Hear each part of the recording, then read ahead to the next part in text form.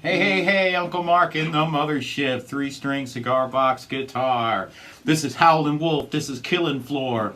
This song basically has two sections to it. It's got the little ding-ling-ling, ding-ding-ding-ling-ling, and then it's got the section in it. And once you get those two sections, you really have the whole song. It's a 1-4-5 song in A. It's A, D, and E. I'm going to do it in flat out open G.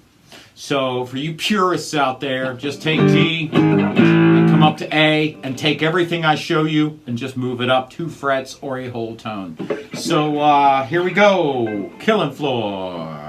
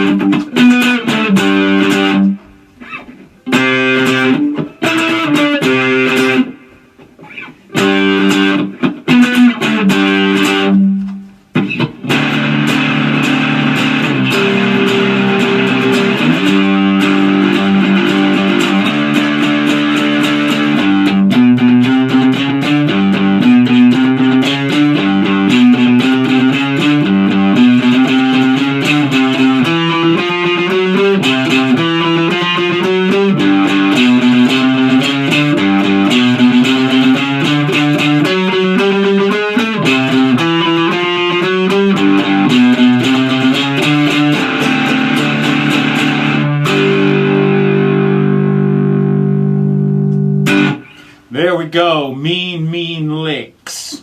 So, what do we got going on? G, D, G, 42, 34, 24. Those are my gauges.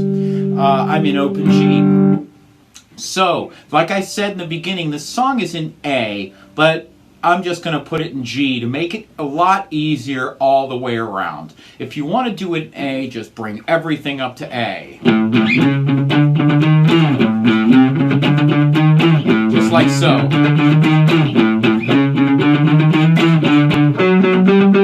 Right? So just move everything up to A, and it's that simple. But we're going to keep it down open. Open G, G sharp, A, B flat, B, C. C is an important chord in this song. C sharp, D, important chord in this song. D sharp, E, F, F sharp, G. And this is where it gets kind of fun. Okay, so we have G up here, right, on this 12th fret. G sharp, A, B flat, B, C. And this is important up in here. There's our C chord. C sharp and D. And there's our D. So this D up here is the same as this. Just an octave higher. This C on the... I just look at the dots. Remember, just look at the dots. G, C, and D. Just look at dots. Just like you do down here. Open, C, and D.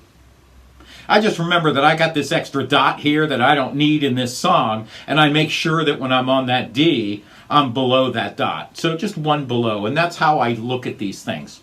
So we have octaves going on here. And I actually have a lesson on octaves, so take a look at that. It's in my Just a Beginner playlist. It's also in my left-hand technique playlist.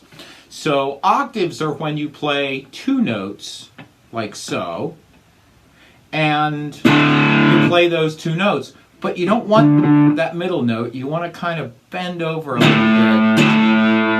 So you have this note and this note at the same time, but not the middle one.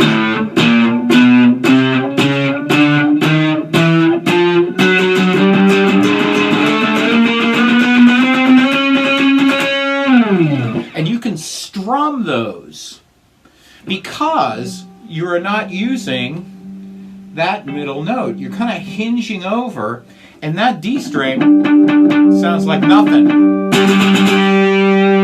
But these 2 notes are loud. So that's the game here. There's also another little trick we know a D chord is a bar straight across on the 7th fret, but a D7 looks like this. So a D7 looks like 7, 7, 5. And a C7 looks like 5, 5, 3. And a G7 looks like 12, 12, 10. Okay? So knowing that a D7 looks like that, I'm going to take that chord all the way up here. Up to here. That's that introduction. So that's the D, and what it looks like is, if you want to look at it here, just look at where your dots are, right?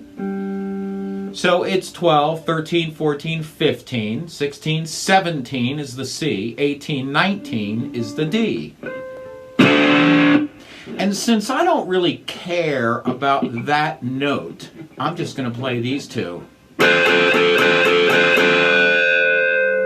And so really it's a partial chord, it's a dyad, so it's 19 and 17. Then you're going to come down to 17 and 15.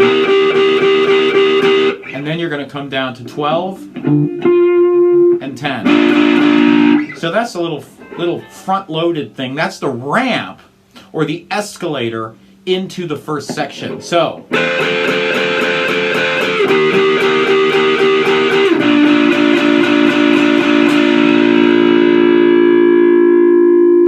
okay? Then you have G, bar, and so these, something you have to get used to. It's a technique. So it's down, up, down, up, down. So it's a technique, and a lot of times it's really easy if you remember to hit your box, hit your fretboard, and come back up and hit it again. That's one way to learn it. The other way to learn it is just practice this really fast. So it's G, B, A, G. Octaves. B, A, octaves. Then you go up to C. And I use the octave because it just makes it easier. C, E, D, C. Back to G. B, A, G. Now you're going to come down to that D7, C7, and up to 12. Now, this is a D chord. D, A, and A. If I'm ever on G here, oops, threw my pick. If I'm ever on G here, that's the D I go to. It would look like 14, 12, 14. So I'm going to go through this slow one time, and then we're going to get into the hot lick area. So it's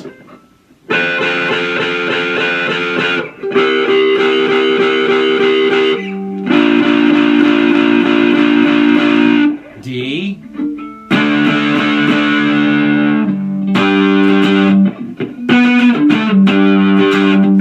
so it's G, B, A, G. Now we go up to C, E, D, C,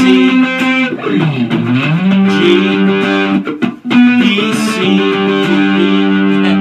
B, A, G. Look at the board, D7.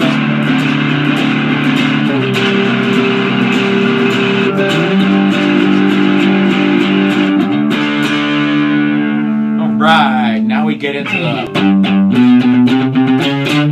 So there's a pattern here, and I want you to have your fingers in the right places. Your pattern is going to be right here on the 4th fret. Okay, that's where your fingers have to go for the G section.